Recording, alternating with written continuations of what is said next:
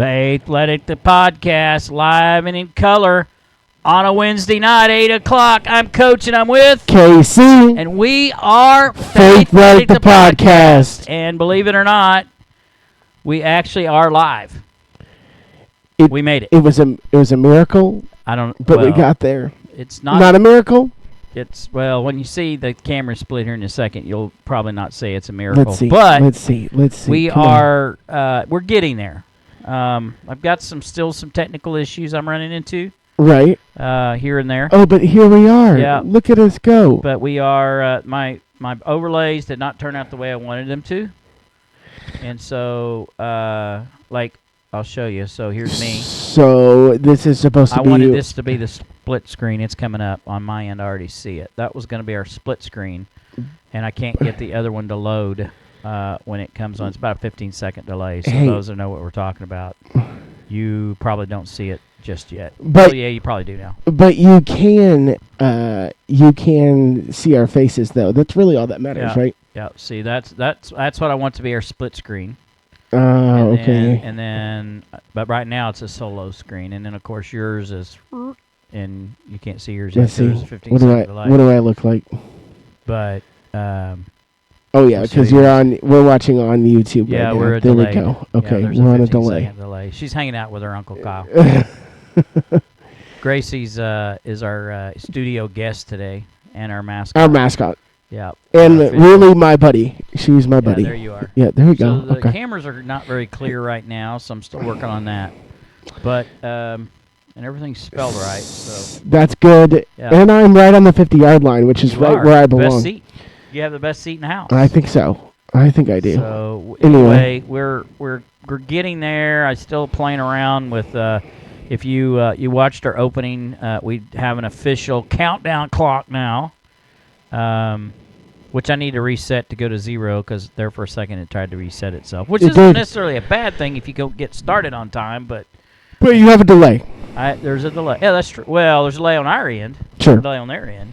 That makes sense. So there's just some things to work out. I've got got a new computer system, and I had to reload everything and start from scratch, and then on top of that, heck, we could turn this podcast into a technical IT version because you figured it out. Well, not necessarily. Well, I found out that I have two. Dang, I can't think of the name of the cameras. Anyway, I have two cameras that are identical cameras, and when we had the old system, it recognized them separately. But now the computer thinks it is one camera, so it cancels the other out. So I had to go with the webcam off my computer in order to have the split screen, or it was going to be like we were 2 weeks ago when we had separate screens and we couldn't talk at the same time. Now I do have a webcam at home that we might try. It's a Sony webcam. Well, that's fine as long as it's is it got a USB? It does connection. It's perfect. So we can give it a shot. And I do have another camera around here somewhere. It was one we initially used when we first started, and I went and upgraded to the. I can't even think of the name of the camera right now. It's a Logitech. It's a Logitech. I have two Logitechs, which before I had, a $20 camera, and I went and upgraded to the Logitech, but it thinks that they're. And now you got a sweet webcam. Sorta. I mean that's it, yeah. Sorta. You need your own computer there. Yeah, so I do have a nice webcam. It took me a minute to figure out that it has a little sliding thing on the top because I couldn't get it to load, and it says, "Turn it on." It's on. Well, you must have it. You must have the port blocked or the camera blocked. It has one of those shutters that block it, so people. You know what? That's pretty rad, actually. And I didn't think it had one, and it's like the size of a end of a needle. It's so small. I go, oh, there it is. And so I slid it over. That's crazy. Because I didn't think, knowing me and issues I'm having with technology, I thought, well, it's me. I can't figure out how to turn the camera on. And I Googled it, and, I'm a YouTube, tutorial guy. And they're just telling me, turn it on. I go, it doesn't have one. It never showed me where it was. And so I'm over there feeling around. Like you can see it. It's right up here, which if you're, Anyway. Oh, there it is. I felt like an idiot. Oh. No. So I got to tell this. So many years ago, I was training somebody at a position in a job I had, and I was going in through some computer stuff. This is 15 years ago, right? So we were still having computers and wasn't as advanced as it is today. I thought I was backyard's computer. This guy was like, pencil and paper backyards. I mean, he was. Oh boy, yeah, yeah. So I don't know if you can see this or not, but I can tell you'll get a kick out of it. I kept getting frustrated with him because he couldn't figure out where anything was. I called him by name. I'll just call him Bill. It wasn't Bill, but I'll say, Bill, it's on the desktop. And he starts cleaning his looking around going, I don't see it anywhere. Boy, right now there is a TikTok going around that it's like basically this lady is complaining that this generation doesn't know how to do some of the old fashioned things. Like she's like, they don't even know how to address an envelope. They don't know how to do write a check. Yeah. They don't know how to keep so people are coming back at her and like, what do you want us to churn our own butter too? Yeah. Like our bank accounts are on electronic. Yeah. And they're like, their big response back is like, okay, did you try turning it off and turning it on again? I hate that. I want to hit somebody when they say that. I really do. I want to hit them.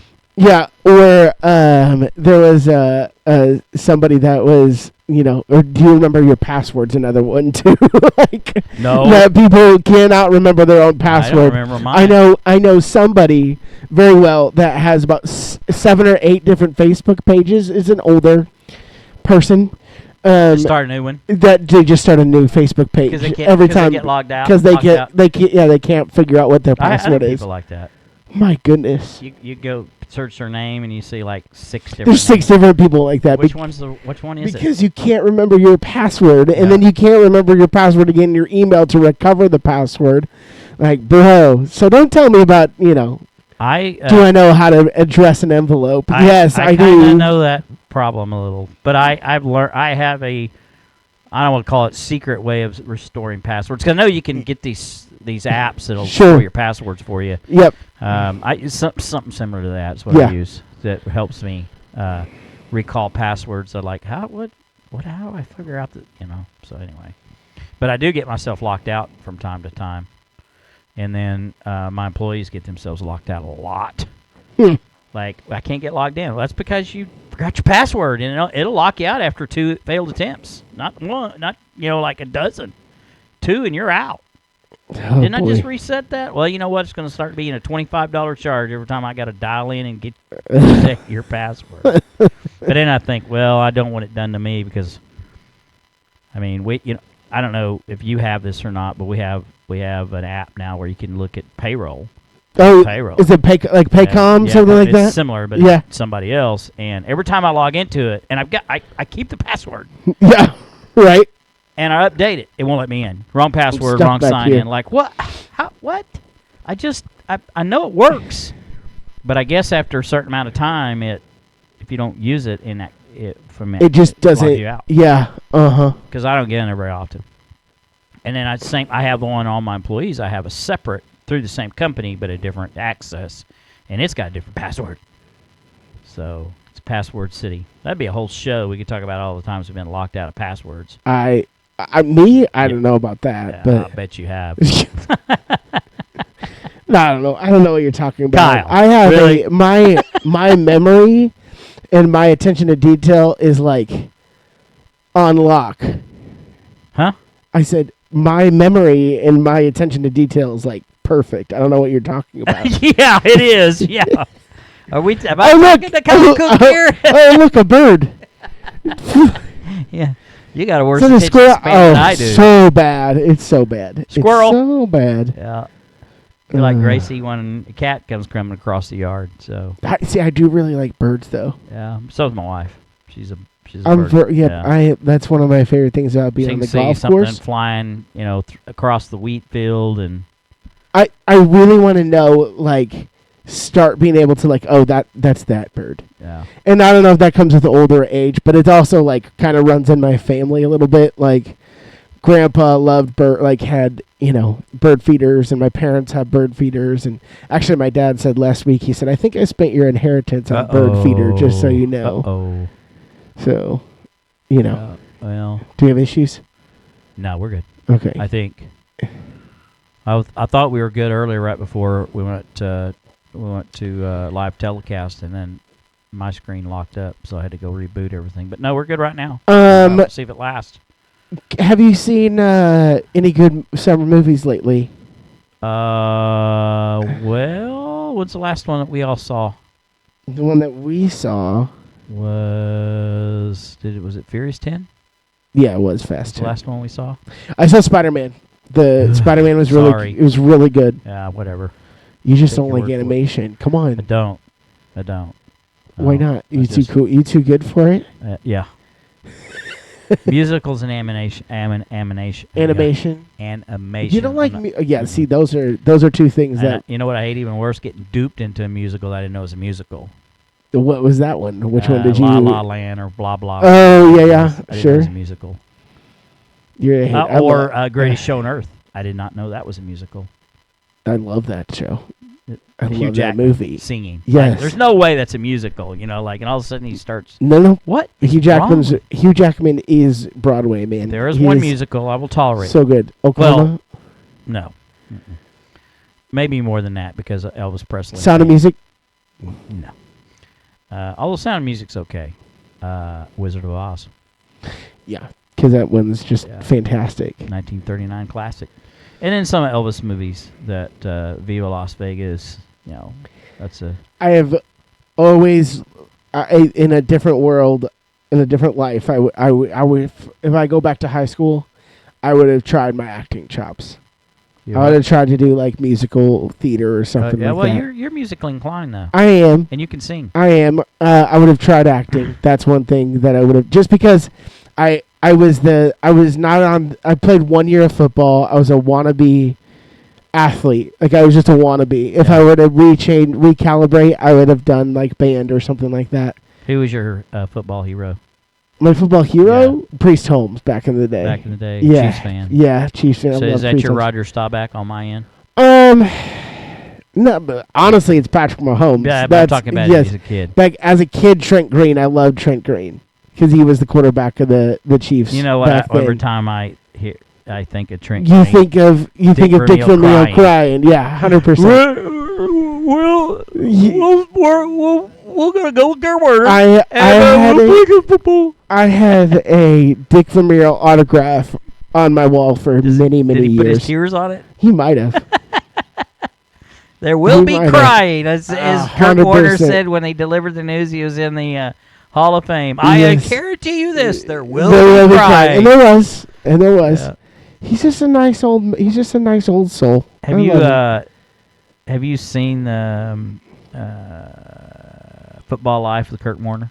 I have. That's a good one. Yes. That's a really good one. Yes. The whole Northern Iowa Barnstormers, grocery bagger, all that. Like, he just, great story. To me, showed a tremendous amount of humility and grace when he went to New York. And then, he sat on the bench for a while. And he sat on the bench when he went to Arizona for a while. He did. And somehow, when his time came, he lit it up. He did. He lit it up those years. He was, I didn't really care for the teams that he played for. I, didn't like the Rams because of Vermeil. Didn't like the Giants, obviously, being a Cowboys fan. Not a huge Cardinals fan. But, man, I was a fan of Kurt Warner. I loved The Greatest Show on Turf. I loved that team as a kid. Yeah. Marshall Faulk was one of my favorites in Madden. So, I kind of got, that was, my second team almost back then. Well, actually third because I like the Bears. Like, Brian Urlacher. Bears? Really, honestly, probably my favorite player, though, in that era is Brian Urlacher. Yeah. I loved Urlacher. Yeah. Watching him every week, I love Brian Urlacher. Yeah. He was the heart and soul of that defense every week. The fact that he could backpedal the way that he did as a middle linebacker is one of my, favorite things. I didn't miss a Bears game for a very long time because they were on every week up there, and that was just the life. There she's back. Here comes hey, the girlie. mascot. You're into licking knees, huh? Yeah. Oh, yeah. Yep. Yep. You're like Sadie. So I believe tonight we're gonna have a few things we're gonna discuss, but at towards the end of our show, last 20 minutes or so, we're gonna shift over to the pro wrestling side a bit. Yes, we are. Because it's not football season, and we generally aren't huge NBA fans, and Casey here's kind of a Major League Baseball fan, but we don't. I mean, there's just not a lot of excitement going on right now, in my opinion. And your opinion would be correct. Yeah. It is dead season right now. Yeah. The Denver Nuggets did win the NBA championship, which I was glad to see. Finally, somebody different won the NBA title. Funny you say that. That's 5 different champions in a row. That is 5 straight different. Who won it last year? That was the Warriors. The Warriors won. They have won it. They have. What was before that? The Milwaukee Bucks.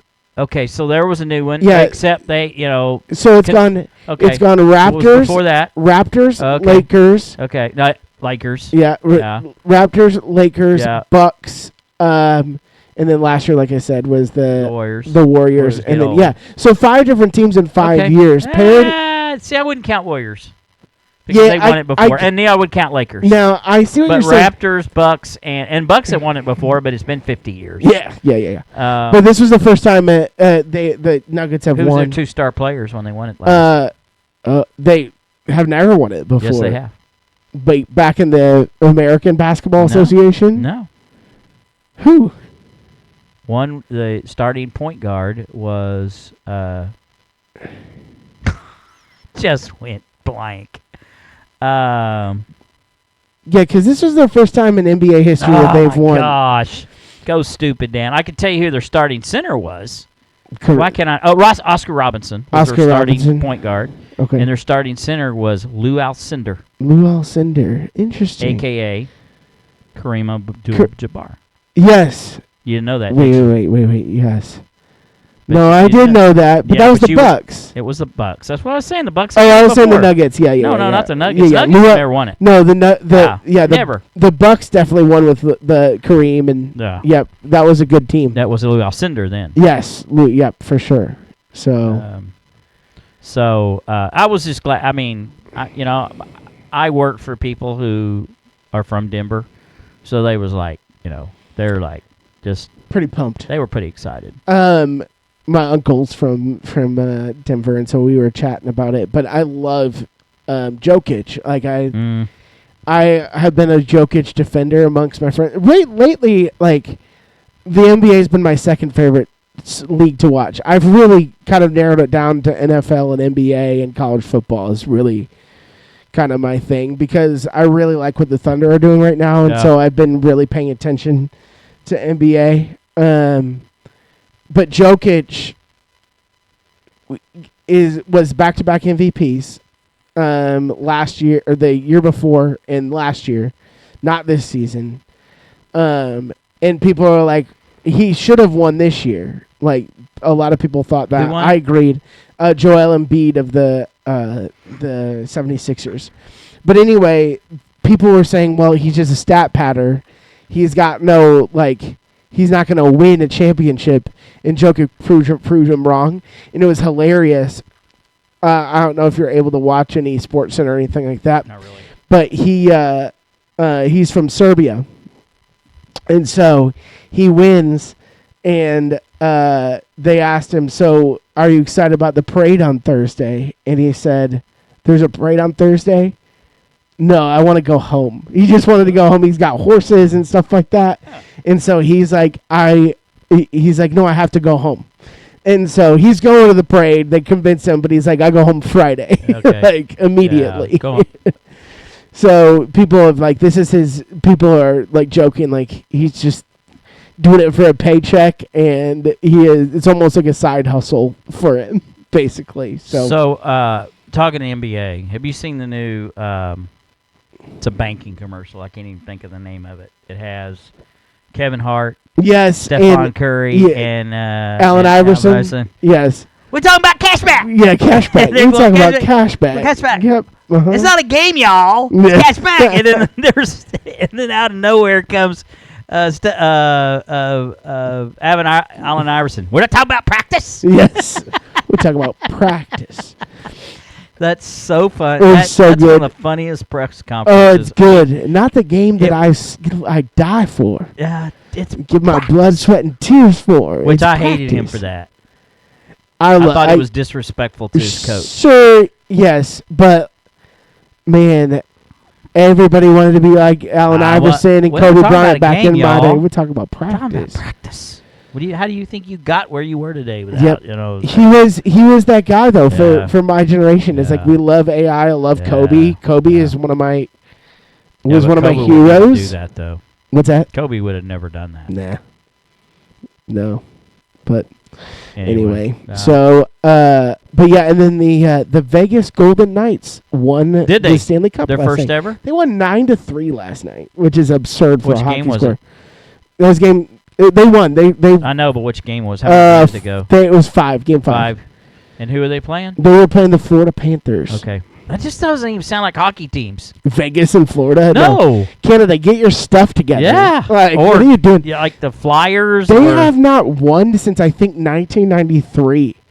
Like the Oilers. Penguins, Yeah. Pittsburgh Penguins, Philadelphia Flyers. Yep. I mean, Those are original traditional six. hockey Yeah, teams. Yeah. Even St. Louis. Blues. Closer to it than Yeah. than the Las Blackhawks. Vegas Golden Knights, Chicago Blackhawks. Yeah. Yes, if you get in there, because they're original 6 team as well. The original 6, I think, was Flyers, Rangers, Canadiens, Blackhawks, Red Wings, Detroit. and one more, and I can't remember which one it is. See, those are hockey teams. Yeah, those Bruins. Bruins was the other one. Boston. Boston Bruins. Yeah. Yeah. It is funny. It's a niche. Like when you live in a hockey town, people go crazy Yeah. over it. Like Yeah. Chicago got into it when we won the Stanley Yeah. Cup those years, and I think there was probably a 6-year stretch where I watched. It's so funny. I was talking to this with a buddy today. It's, man, I used to watch everything. Like Yeah, I used to too. consume it all, Well, not hockey. and I just don't have. I don't know if I have the mental capacity for it as much as it's. Well, it's Or- that at KC. I think it's life is so much faster now. We don't slow Yeah. down long enough to watch anything. Maybe football we still do, but everything just happens so slow. I mean, happens so fast. It's so slow. Yeah, it kind of feels Yeah, that way. It's yeah. like. Football's still a fast-paced game. NBA is still a Yeah. fast-paced game, but baseball is slow. Hockey's slow. Golf is slow. Everything is really slow, and this is now, it's fast food society. Nothing's Yeah. takes time Hockey's anymore. fast, but it's just like, the 20 minutes of intermission in Yeah, between and it stuff like drags on. that, like It drags on. it does. It Yeah. can. 20 minutes is a long time for Yeah. like a. That's probably the longest people play. Like 60 minutes of. Unless you're in a Super Bowl and they take So that's we'll start 80, at the that's halftime tomorrow, guys. yeah, right. And there's stoppages and stuff Wish like they that. would. But I wish they would do something about that. It See, doesn't I like- happen. I'm liking soccer because it's an hour and 45 minutes no matter what. Yeah. The clock keeps running, right? Yeah. Yeah. It does. I enjoy that part of soccer. And I watched a lot this year. Well, But it's really been it. It's been soccer, NBA, and football this year in 2023. So, but anyway. okay. So, yeah, that's what I got. Got else. The NBA draft's next week. Is it? I believe it is. So Yes. let's talk about that for a second. So, or the NBA, not necessarily the draft. Well, we can talk about the draft. I don't know anything about the draft.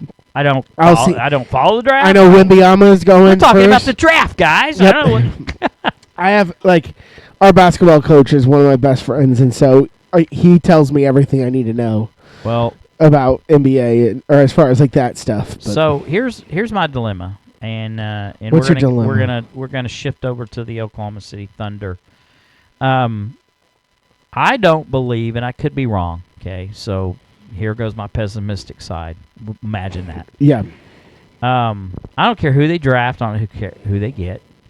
they're not going to keep anybody long enough to build a team that's going to win a championship, because they're going to get somebody, they're going to draft somebody, 3 years they're going to be out, or maybe 5 or 6. But they're not going to build, because they get impatient because they don't bring extra stars in to back them up. And basically what they are is a farm team for everybody else. I mean, look at Harden, look at Westbrook, look at Durant. I mean, yeah, you brought some other guys in to complement them, but the problem is most of them were done by the time they got there. Sure. And I just don't see them winning a championship. I don't see it. They're not going to spend the money to win a championship. That's the thing that you got to worry about. Right. I think so. Listen, if you look at, it's Dallas Cowboy syndrome. Sure, we'll put people in the seats, but we're not going to win a title. I see what you're saying, and I see what happened, because there's a little bit of a bad taste in your mouth of what happened with Durant and the big three, right?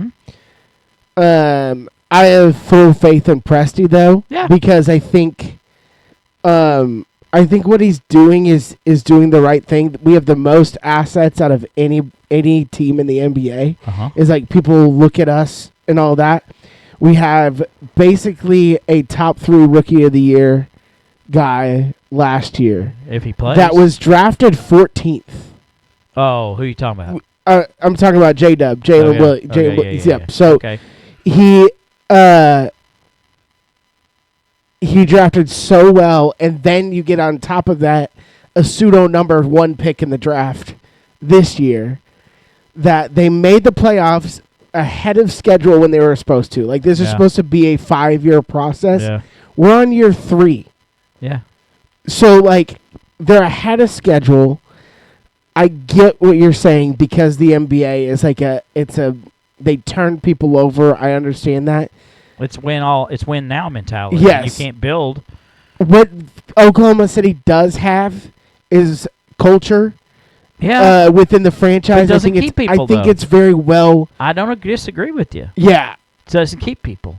But I think that's what the thing is, what Presti does. Yeah. Is he's like, I have to find the right guys for this environment. Sure. Because there are going to be people, like, I just dealt with Durant and Harden on those egos. Yeah. So I think he's gone away from big egos. Maybe, but you're still not convincing me anything differently. Right. I mean, I'm totally sold on Presti. I love what they're doing culture-wise.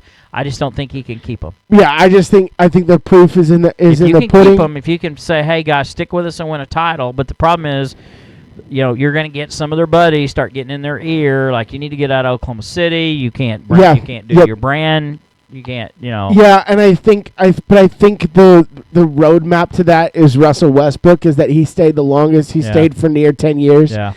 And he was able to have so much success. And I think Shai Gilgeous-Alexander didn't win a title. Right. I think Shai Gilgeous-Alexander is following that roadmap pretty well. Yeah. He's like, GQ made him the most fashionable, icon in the NBA this year and stuff like that. And so GQ made him like big time. Yeah. Oh yeah. SJ. So, and he was an all-star starter. Like, I don't know. I see what you're saying. I get the gripe. We have sour taste in our mouth, but man, this team works so much harder than that team did. Okay. And so I hope I'm wrong. I just don't. I see a cycle here that they can't. I get it, change. But I think my thing is, I'm an ardent defender of this team, because I love them. Maybe it's because I came in the middle of that. Like, I came in 2015. Oh yeah, it was already over. So I saw 1 year of Durant overlap, maybe 2 years where we lost in the Western Conference Finals.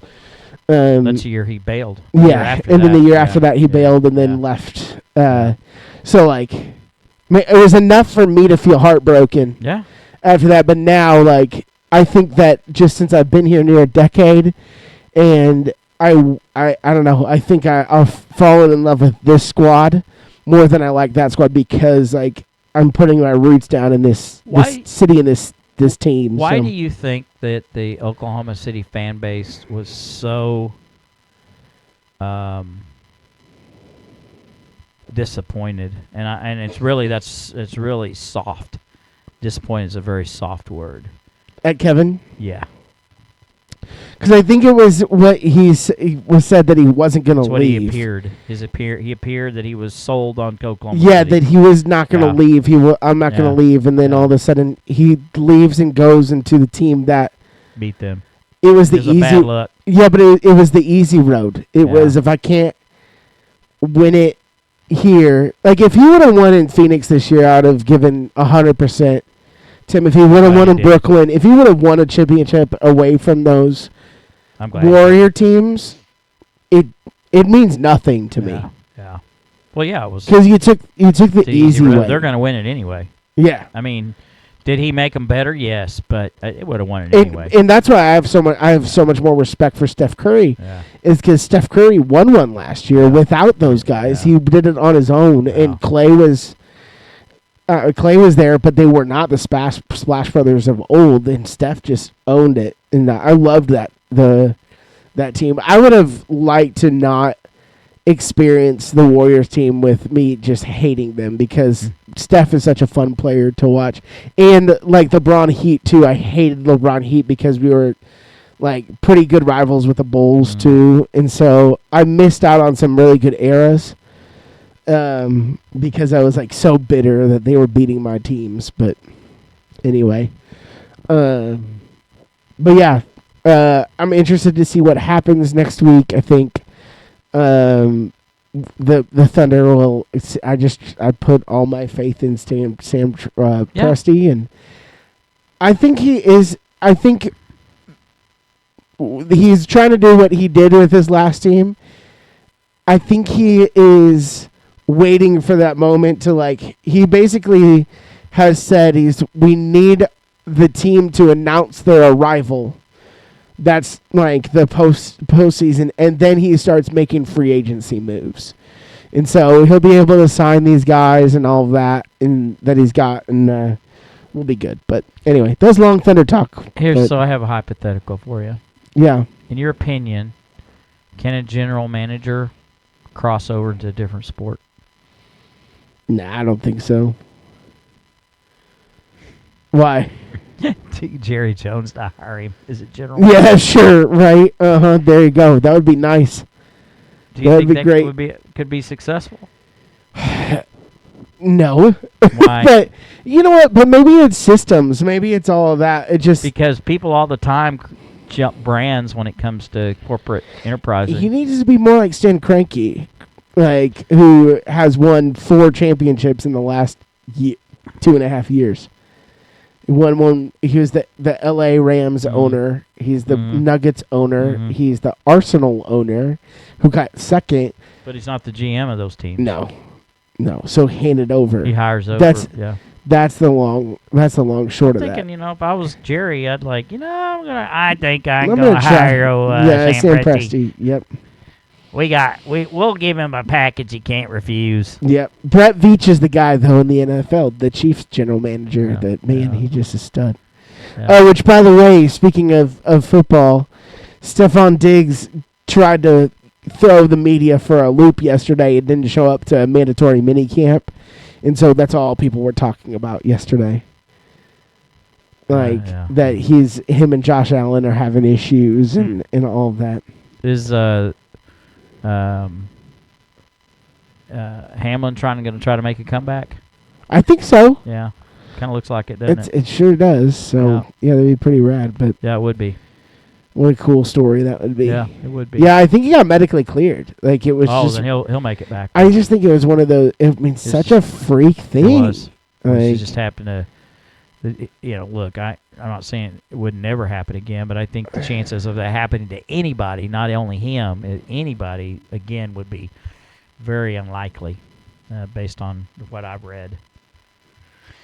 Okay. I guess let's go into our topic of the day, which I want you to explain to our viewing listener and audience what we're doing. So if you are ready for the pro wrestling part of this podcast, which maybe you've tuned in before and you've heard us talk about pro wrestling, because it's really kind of the NFL, and then pro wrestling is kind of our thing. It feels like that's our niche right there. And so we are going to do a little bit of our top 5 fantasy booked matches. So what that means is we're looking at eras, we're looking across brands, we're looking across different generations of wrestlers that we would like to see wrestle one another.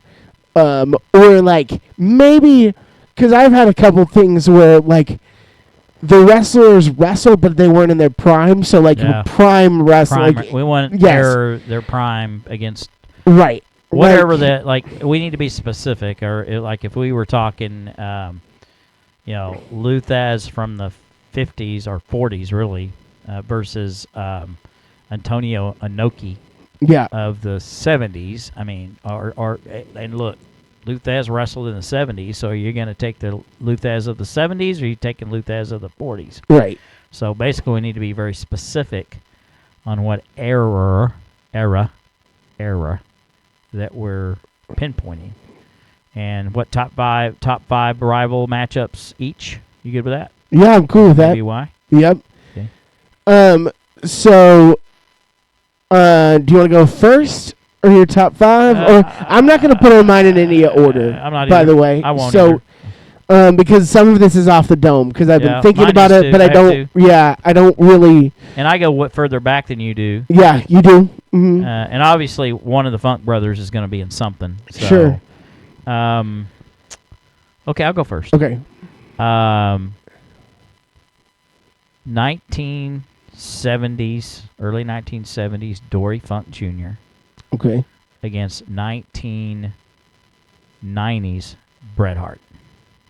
See, Bret Hart's on my list too in a couple ways. That's fine. Yeah, that's what. But I'm saying just because what a great technical wrestler, what a great matchup, what great psychology that match would be. Because they're both very good at in-ring psychology.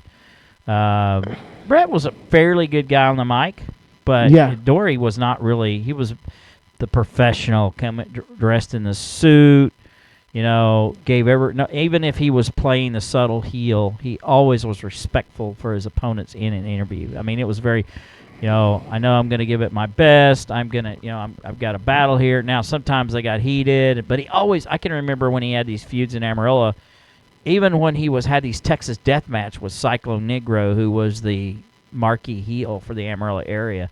He never broke his personality, which was suit and tie. This is what I'm going to do. I hope to survive it. I'm going to do my best. If I get beat, I get beat.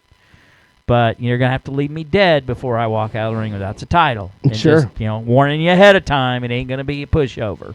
Right. That was Dory Funk Jr. style. So, and that's probably, look, I'm going to get on my tangents about the Funk family, but that was one of the reasons he was so successful for so many years.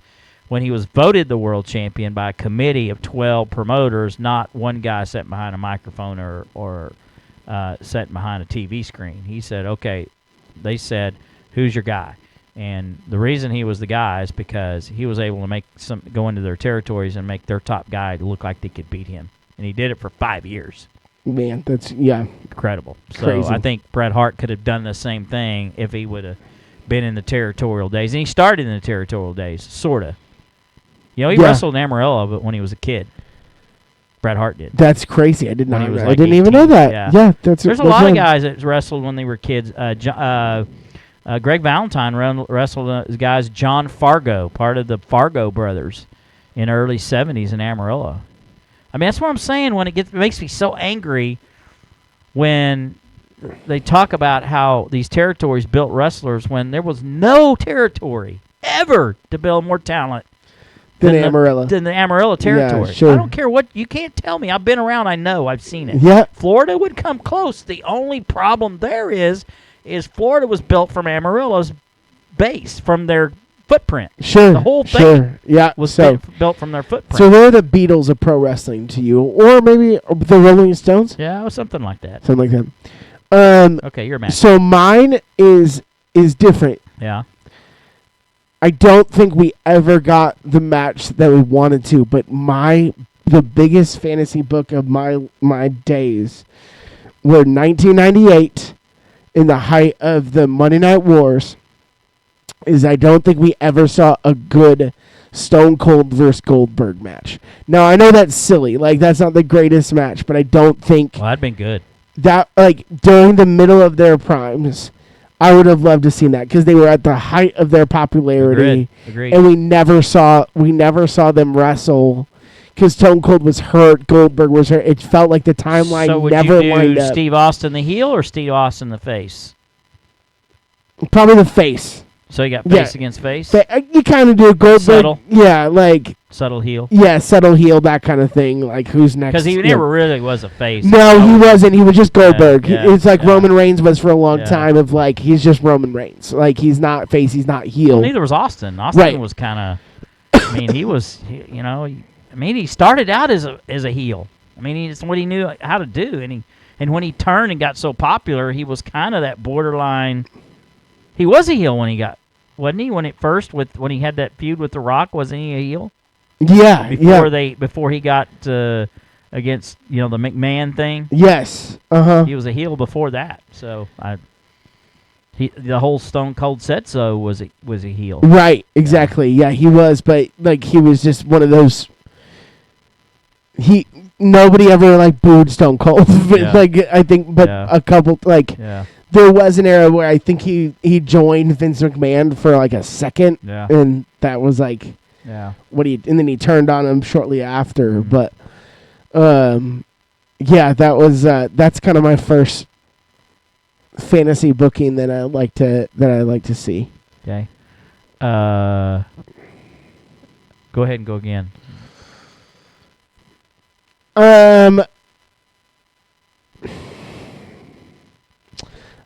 I'm going to, because I think it's silly. I don't think it's the best. But I would love to see Cena versus Hogan. Like, because they're the same wrestler. I would love to see the build-up of that match. I think Cena versus Hogan. Can you get off the cartoon characters? Yes, I know they are cartoon characters. I'm getting there. I'm getting off. Like, because I thought about that, too. It's like, I'm getting off that track next. Don't worry. But yeah, I would love to see that build up, and then I like to see Cena beat Hogan because I don't love Hogan, but that match would still interest me. Like I would move the needle. And while we're doing this, we can also talk about characters because I don't think you find too many people that care for Hulk Hogan very much. Not if they're real wrestling fans.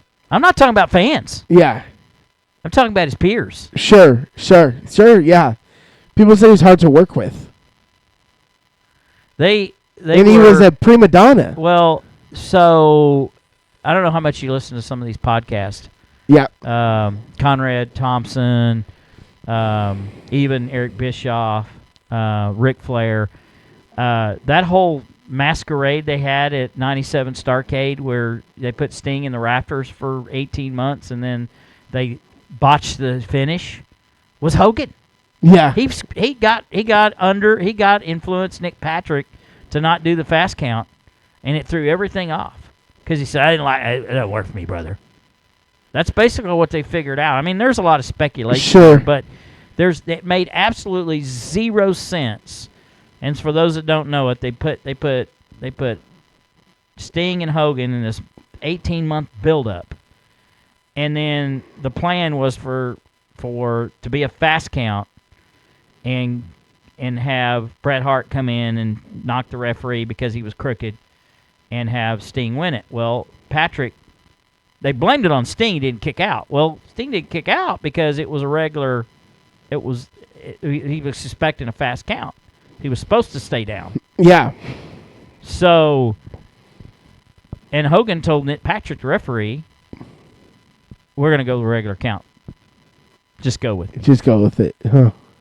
That's kind of like what they used to say in the old days, winning business for themselves. So, anyway, that's just typical Hogan. Yeah. That doesn't work for me, brother.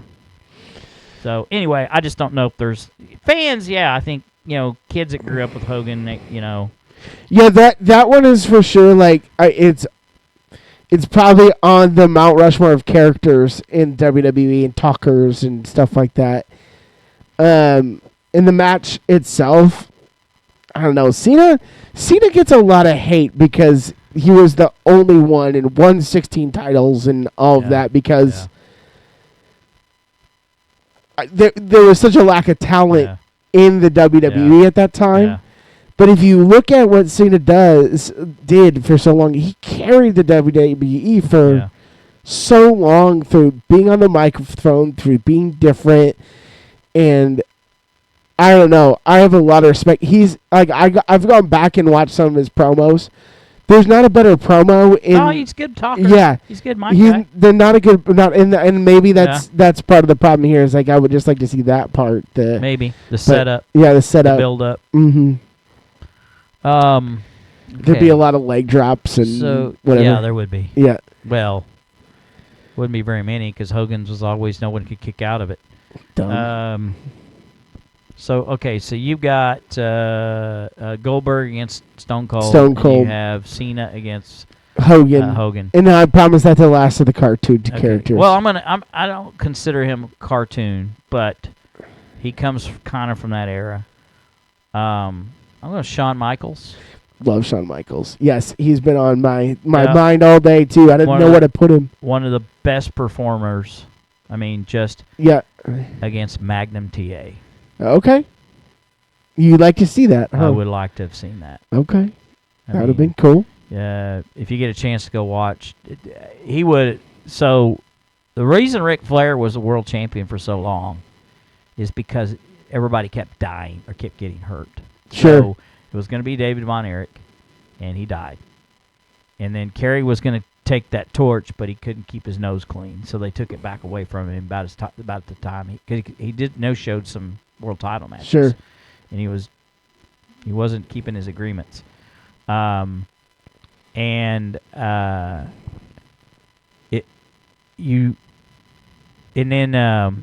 TA was broke his neck in the car wreck.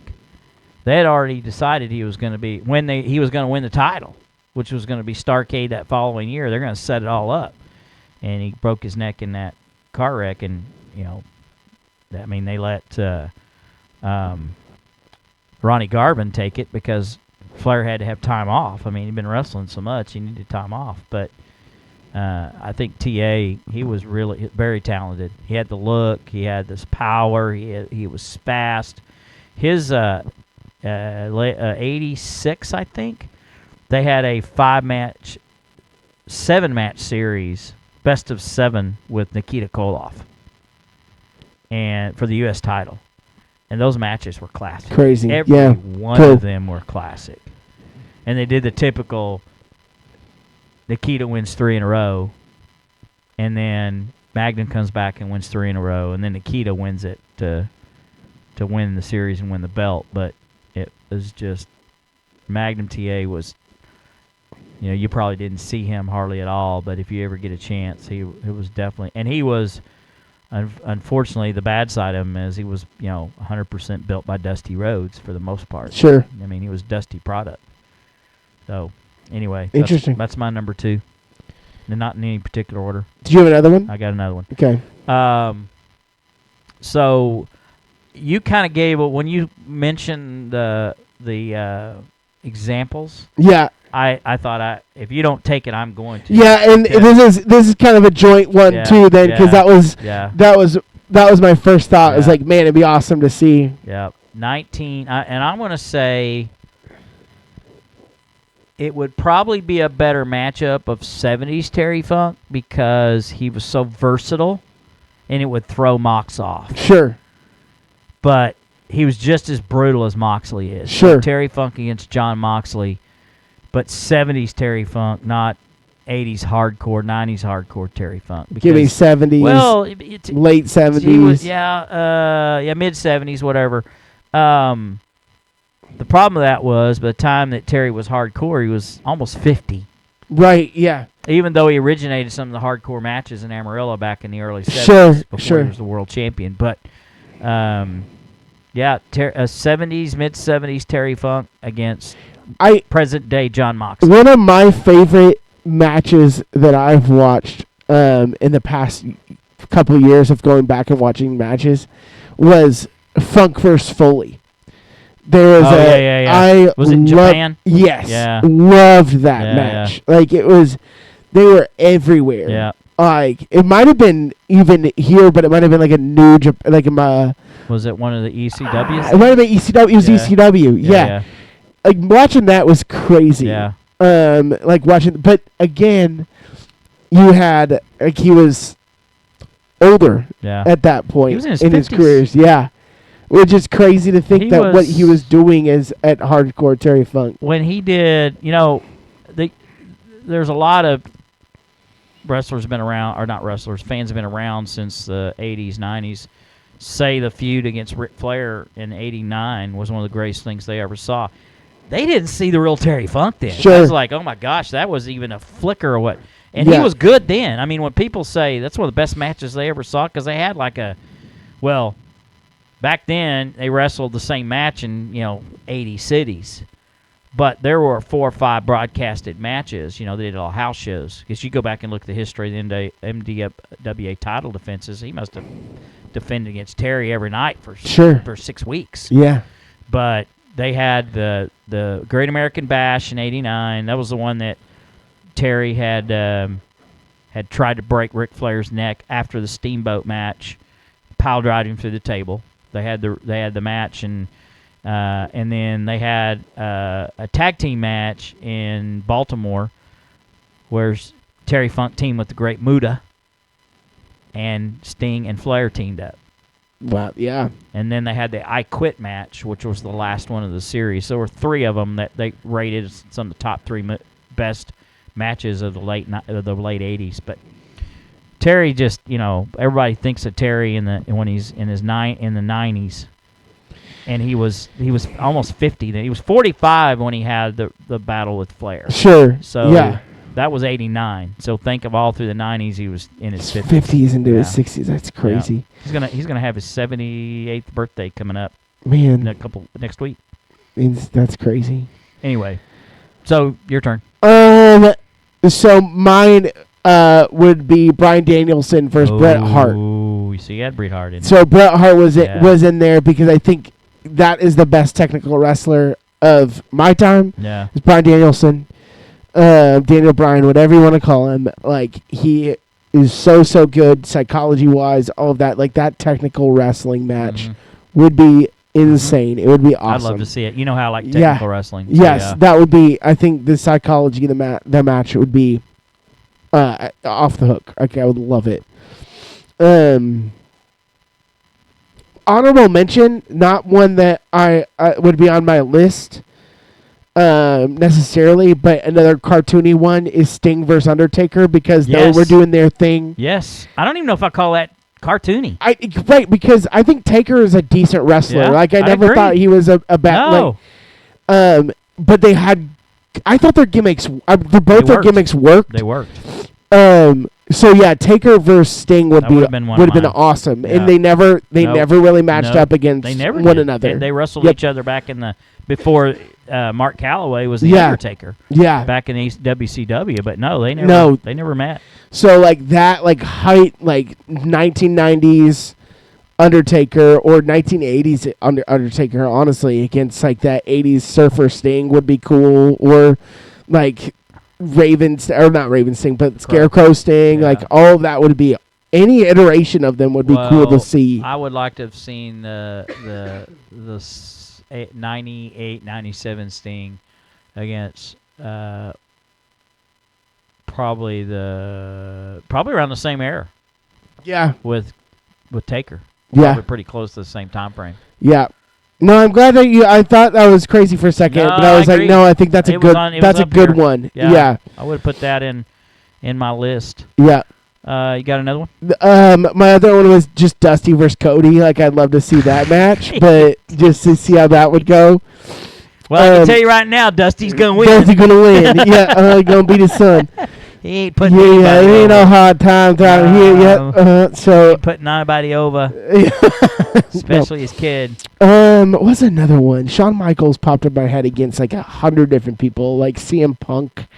Like, that would be a good like showman match. Man, I had 100 that just ran through my head today, and it's funny because I was like, I would have said, like, actually, I think Becky versus Lita would have been great in its time. Like, Becky Lynch now versus Lita when she was at her height. I think that would have been a great match. Because I was trying to think of, like, women's wrestling, but women's wrestling didn't really take off as much as it has until recently. So I'm going to go to the Oriental side. The Antonio Inoki against the Great Muta. Have you watched Antonio Inoki? No. Pretty sick. See, I love. He was legit. Was he a strong style guy or he was a classic Japanese technical Japanese wrestler. Yep. And so was Muta. Yeah. But he also very aerial. So I think that style would have been interesting, where Muta tries to throw him off with the aerial. I mean, they almost. And here's another thing, too, that you got to remember is most wrestlers in the 50s, 60s, 70s didn't leave their feet much. Who did? You're saying didn't leave their feet? No, much. They didn't. I mean, Macho Man was like the only. That was later. Yeah, I'm talking about he was 80s. That's what I'm saying. Is they didn't that. do that. That's the reason they lasted so long. Yeah, they were like Luthez. He never left his feet. No, they didn't. The reason he wrestled for 70 years. Right. And he just and probably Dory Funk Jr. He's 80 years old and he's still doing it. He didn't take huge bumps. No. He didn't fly off the top rope. He didn't miss those landings. Harley Race did. He was like, that's why he's so creative. He'd do that headbutt off the top rope. Oh, boy. Daniel Bryan, Brandon Danielson. Benoit learned that from Harley Race, or they picked it up from Harley Race. His whole stick was doing that headbutt off the top rope, and it would literally, you think the guy was going to die. Yeah. How great would Danielson versus Benoit be? Oh, that would be a good one. I hate that that whole the Benoit thing is terrible, but dang, that would be a good match to see. Brian versus I was trying to fantasy book Eddie too somewhere. I'm trying to think who you'd matched Harley Race up with. Because, Triple H? Harley Race, Triple H, similar. I like it. Yeah. I think that'd be fun to watch. Yeah. Yep. The psychology in that would be crazy. Heck yeah. Uh-huh. Yeah, that's a good one. Yep. That may be my favorite one you've come up with. The current one right now, too, is Cody versus Triple H because they have beef. They had beef so much. That's one that we'll never see, but that would have been fun to watch. No, but that Harley Race Triple H is that would be good stuff. And you've seen some of Harley's stuff. Yeah. Oh yeah. Uh-huh. You watched him in Terry Funk. Again. Yeah. Match psychology is so important. Yeah. Like when you're watching some of this stuff, where it's like, I don't know. I think maybe since it's on my radar more than anything. Yeah. Like some of the AEW stuff is hard for me to watch. Yeah. When they're doing the showy stuff, where I'd rather watch AEW. Yeah, and the AEW there's showy stuff where there's 100 different false finishes. It's all much. That. It's too much. In that I get it. It's exciting in some of that. So. But some of the psychology. Nobody's selling anything. I remember early match with Adam Page, or that it was so classic, and we watched it together. It was Full Gear a couple years ago, and I cannot remember for the life of me who he wrestled, but I was like, that match existed in the 70s. Yeah. And watching that match made so much, those kind of matches where I'm like, it just made sense that they're selling well. Like, I want somebody that sells. And they do some of that still in AEW, but it's like watching Darby Allin. I mean, everything move he makes, he sells. Yeah. He sells everything. Right. Which, most of them don't. Right, but even the injuries, I want to see that kind of stuff like that. That's why I love Cody now. I think he sells injuries well and stuff like that. I think he overdoes it. He might. Yeah. Yeah, but right now he also is he's selling a broken arm, and I'm like, you just carried him. Yeah. He just Dusty carried did the same thing. He's Terry Funk went in and broke Dusty's arm and cost him the world title. Yeah. when he beat Harley Race, and Dusty wrestled 6 months with that cast on his arm. That's what he's got right now. Yeah, That's yeah, it's the same thing. Cody's got In the same spot. I mean, it's, and, that's funny. And Terry, would always say there's a metal piece in the cast, and eventually tore the cast apart, and sure enough, there's a metal piece in That's there. exactly. Terry was telling the truth. You're telling that. Okay, so I didn't know that. Yeah. That's something that I learned because that's the angle that they're doing exactly right now. So like, Dusty won the world title in '79 in Florida, and he was getting ready to have the rematch with Harley Race 5 days later, 7 days later, whatever, and Terry showed up at ringside, climbed into the ring, and attacked Dusty from behind, jumped off the top rope, and broke his arm. See, this is and then Dusty wrestled the match with his arm hanging down the side, and actually Harley didn't beat him. They had a clause in the match that if that one was disqualified, if Dusty was disqualified, he lost the belt. He flipped Harley Race over the top rope when Harley tried to hit him, and he ducked, and he come up and he threw him over the top rope and disqualified him. And he because that was a thing back and lost the belt. Dusty lost the belt. Lost the belt due to disqualification. Because he fell out of the ring. Because Harley Race went over the top rope when he went after Dusty. He ducked and he went over Dusty, and they called it. He threw him over the top rope. That's so crazy. Huh. And that was Dusty's thing, because in '75 or '76, he had tossed Terry Funk out of the ring. Almost identical. Like, I've seen this before. Terry went after him. That's on YouTube. See, and that's my theory why I think that they're gonna do this with Cody, is that they're gonna have these glimpses of, like, he lived what Dusty did, but they're gonna finish what Dusty's story was. And that's why I think that he is gonna win the title eventually. Oh, whatever. I'm just telling you, all his ideas are not being creative because his old man did the same thing. Yeah, I get it. I like Cody, but I think he's in. I don't think he's going to get a fair shake in there in the In the WWE. I don't. But anyway, that's the Dusty finish for you. There you go. So anything else? Do you have any more that they pop into your head? I'm trying to think, because my stuff is so concentrated in the 70s. And we got Terry Funk, we got Dory Funk, we got Harley Race. I don't really. I mean, maybe David Von Erich. Is there a tag team that I would see? Because there's another, Demolition versus Road Warriors. Finally deal with that once and for all. Maybe. Road Warriors would probably. Who's dominant now? The Usos. The Usos versus the Von Erichs. There's just no fearless tag team anymore, it seems like. It's all they almost make tag team to be more the cartoony stuff. Yes. I don't know. That's why I don't like tag team wrestling. I don't know. Who was your favorite tag team back in the day? Well, probably the Funks. The Funks. Yeah, probably. Okay.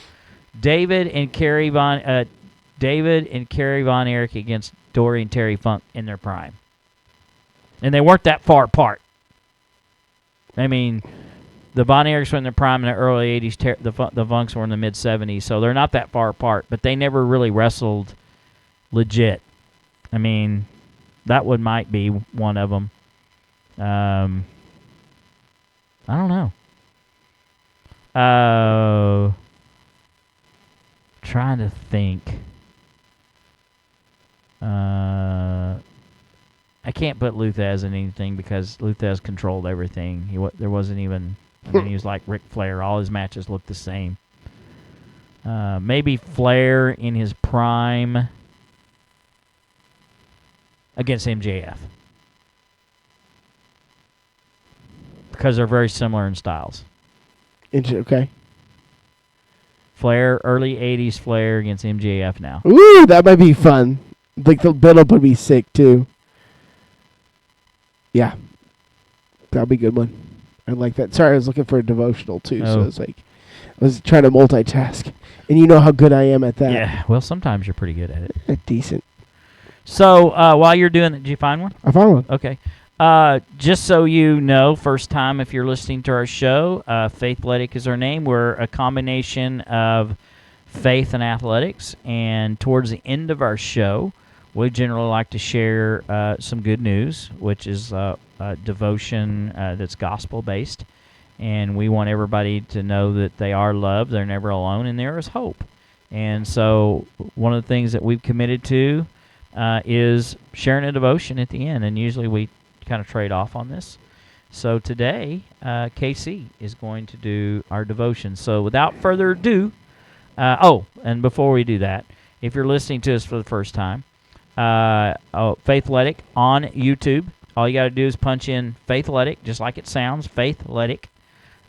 When you pull it up, hit the subscribe button, hit the bell, and every time we update a new video, you will get alerted. And every time we're live, you'll get alerted. We generally have guests all the time. We've kind of put some of them off, but we're going to have some special guests coming up in the coming weeks. And we'll have coaches, athletes, pastors, leaders of all kinds. Will come in and kind of chime in and tell us a little bit about what they're doing and add some color and add some stories, and we'll have fun with it. And then, of course, when football season's over, we kind of get into a little bit different things. We talk about movies. We talk about pro wrestling. We talk about music. I mean, we have our Mount Rushmore shows, which can be anything. Yes. You know? Which we'll probably do in a couple weeks for a Mount Rushmore show. We'll be doing a couple. We may need to do that. And we'll talk about that when we get off the air. Yeah, but, sure. I would kind of want to do a show next week because in 2 weeks I can't do anything. Yeah, so I'll be down for next week. Okay, so we'll do one next week, and then we'll take a week off. And yeah. Okay. All right. So without further ado, our special segment called Daily at the Cross, and take it away, Casey. All right. So this one comes from it is called the Fruit of the Spirit, Joy. Ooh. So this is what it says: the kingdom of God is based on His character. We see who He is in His kingdom. In Acts 8:8, we read, "So there was a great joy in the city. This happened because Philip preached the gospel in Samaria." Ooh, I like that. And the Holy Spirit confirmed His message by miracles, signs, and wonders in Mark 16:20. The result of His manifestation of the kingdom was a great joy. The way I read this is that there was a celebration and happiness. But in the long run, we cannot keep up with that. We cannot be in a party state every day of our lives. Yesterday afternoon, it says, I walked by a house where someone had passed away that morning, making me wonder about joy in the times of difficulty. To understand how this works, we need to see what joy is based on and what it looks like to be full of joy. On day one of this plan, we read about the verse in Nehemiah 8:10, the joy of the Lord is strength. We also, it also talks about how they read that Jesus is filling us to overflow when we are a part of Him and His sacrifice. And today, this verse speaks about living a life of goodness, peace, and joy in the Holy Spirit. So the fruit of joy is based on who God is and the work of Jesus Christ and is found in the Holy Spirit. God never changes the work that Jesus did. God never changes. The work that Jesus did never changes, and the Holy Spirit never changes. That is a solid base for our joy. So what does joy look like? The Greek dictionary gives a good view of the word. It moves from cheerfulness, which is an outward expression of joy and happiness. You can find these in moments of celebration. The other description is a calm delight that has to do with an inner state of mind. Even in the most challenging circumstances, we can experience joy as the fruit of the Spirit. Remember that Jesus spoke about that joy on the evening, even when He was arrested. So it talked about in Galatians 5:22, but the fruit of the Spirit is love, joy, peace, patience, kindness, goodness, faithfulness, gentleness, self-control. And against those things there no such law. And then Romans 14:17, for the kingdom of God is not a matter of eating and drinking, but of righteousness, peace, and joy in the Holy Spirit. So, there you go. That's good That's stuff. our devotional. That's good stuff. Love it. Yep, that's really good. Thank you, Casey, for sharing that. Like to let everybody know, coming up on July 15th, the USPF National Teenage, Junior, and Preteen Championship, Powerlifting Championships, will be at the Strength Factory, 6415 North Meridian here in Oklahoma City. Kids that are 9 to 23 are eligible, and there is no qualifying total required. All right. Yeah, we're this looking to be a pretty solid event. So if I was 8 years younger, I could just show up. Something like that. I don't think so. I can't lift weights, man. I'm not very good at it. All right. I need to be coached up by coach. You do need to be coached up by coach. We are. I mean, we're over, but hey, are we? It's summertime. Any parting words? We'll see you next week, folks. We're gonna have a nice Mount Rushmore show. We could probably do 2 next week. I just don't know what they are yet. All right. Well, appreciate everybody for joining us. Remember, Faithletic The Podcast, or actually just put in Faithletic on YouTube. Also, previous shows are on Twitch, YouTube, and Facebook under Faithletic. So thank you for joining us. I'm Coach, and I'm with Casey. And we are Faithletic The Podcast. Have a good night. Thanks for joining us.